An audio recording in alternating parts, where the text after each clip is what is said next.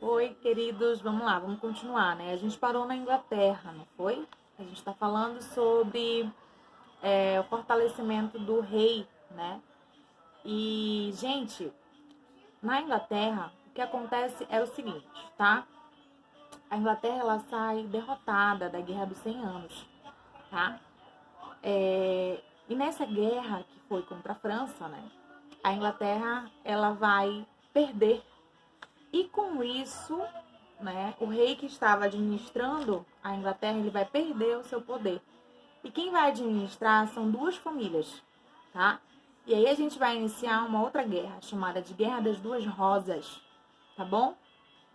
E eu vou te explicar o que foi isso. Duas famílias disputavam o poder, o trono inglês. A família Lancaster e a família York, tá?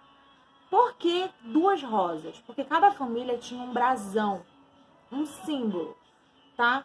A família Lancaster, a rosa era vermelha. E a família York, a rosa era branca. Por isso o nome, a Guerra das Duas Rosas. E durante muitos anos essas famílias disputaram o trono da Inglaterra, tá? O que acontece? O Henrique VII tinha um parentesco com as duas famílias, tá? Ele é chamado de Henrique Tudor, porque ele é da família Tudor. O que ele faz? Ele vai apaziguar a guerra e vai assumir o trono inglês. E vai iniciar a chamada, o poder da chamada dinastia Tudor, tá? Vai ocorrer o quê?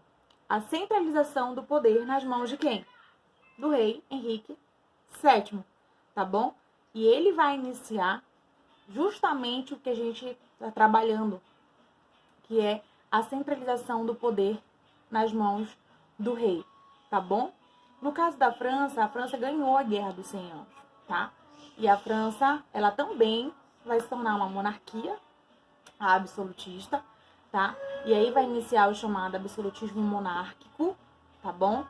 Onde a França vai estabelecer a divisão da sociedade em três estados.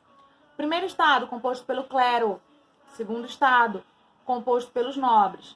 Terceiro estado, burguesia, artesãos, trabalhadores livres, tá? Essa é a divisão estamental da França.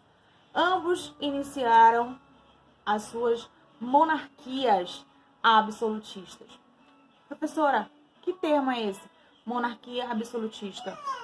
Queridos, monarquia é o governo na mão de um rei ou um imperador. No caso das duas, quem vai tomar o poder são reis, tá? Absolutista, o rei tem poder absoluto, tá bom? E essa é uma das principais características do chamado antigo regime, tá? O antigo regime, ele vai se caracterizar justamente por isso. O rei com poder forte e centralizado. No antigo regime, o rei tinha um poder total, absoluto. O rei, por muitas vezes, era considerado representante de Deus na Terra.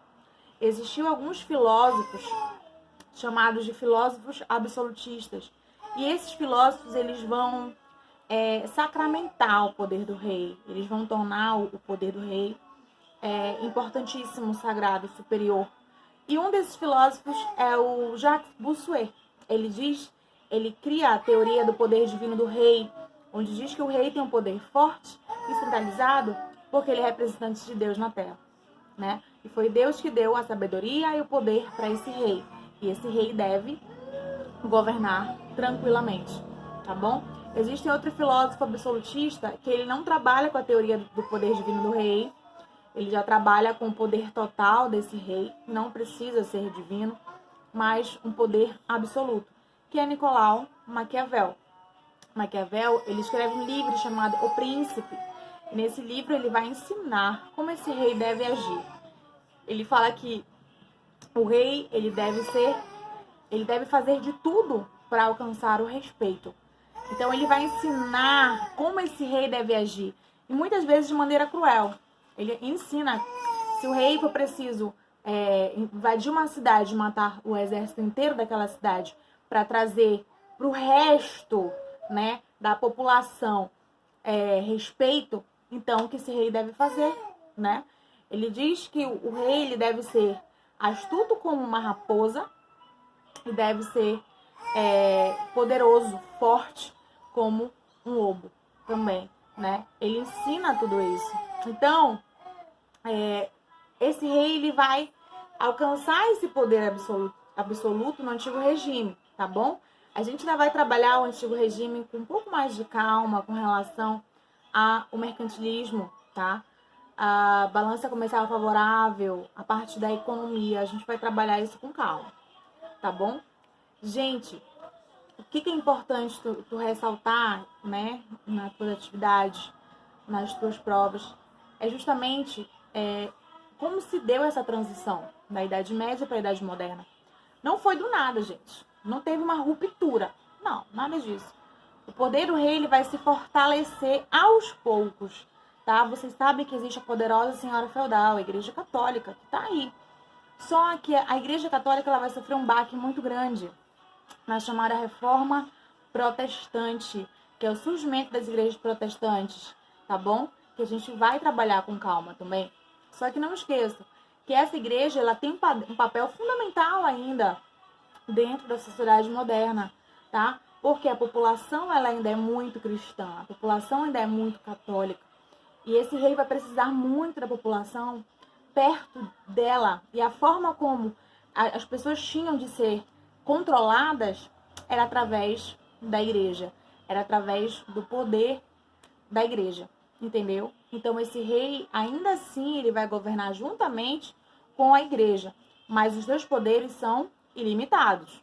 O poder do rei está acima do poder da igreja nesse período da Idade Moderna.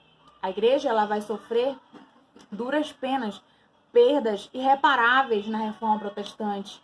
Ela vai perder adeptos, ela vai perder poder, ela vai perder territórios. E tudo isso vai enfraquecer o poder da igreja. Mas a gente não pode esquecer o quanto ela foi importante nesse período do Antigo Regime e também no período das grandes navegações, nas conquistas dos territórios da América, tá? Então, tudo isso a gente vai trabalhar aos poucos, tá bom? Então é isso, queridos. Vocês vão ter o trabalho de fazer a atividade do capítulo 2 de vocês, tá bom? Façam no caderno e mandem no meu PV, tá bom? Um beijo.